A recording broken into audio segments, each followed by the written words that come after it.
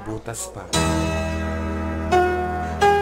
Akala ko may pinapapayag. Naiilang ako nakita eh. Tapos sabi ko,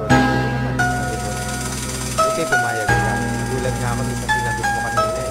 Pero hayop ka, anong ginagawa mo dito?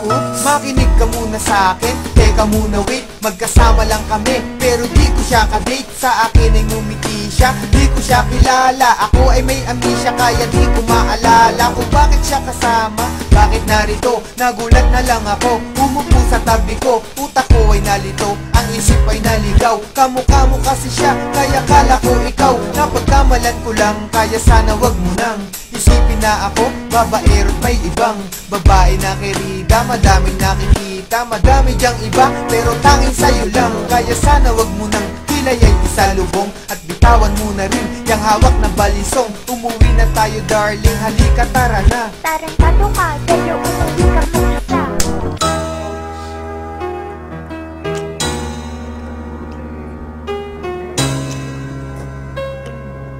Pagis naman ang labi mo.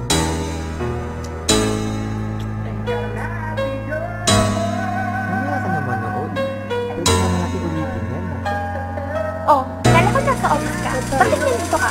Akalain mong magkikita tayo sa sinihan, hayaan mo munang sabihin ko kung sino yan. Okay, sino siya? Pasyente ko na may tumor. Pasyente? Ay oo nga pala, hindi ako doktor. Eh kasi naman gusto daw niyang manood. Naawa naman ako, kaya ako sumunod. Sinamahan ko na siya sa dilim kasi duwag yan. Hawak ko kamay niya, eh kasi bulag yan. Dapat alalayan, baka mawala yan. Pero nandiyan ka pala, di ko na malayan. Siya'y hinalikan at kaya ko nagawa yan. Nausog ko siya, kaya aking nilawayan. Bala kong punasan, kasi nabasayan. Hawak ko yung panty niya, kala ko basahan. Kusang bumaba, pero di ko binabayan. Mga palusot ko, lulusot kaya yan.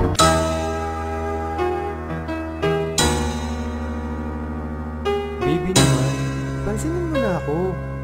Sige na, kausapin mo na ako.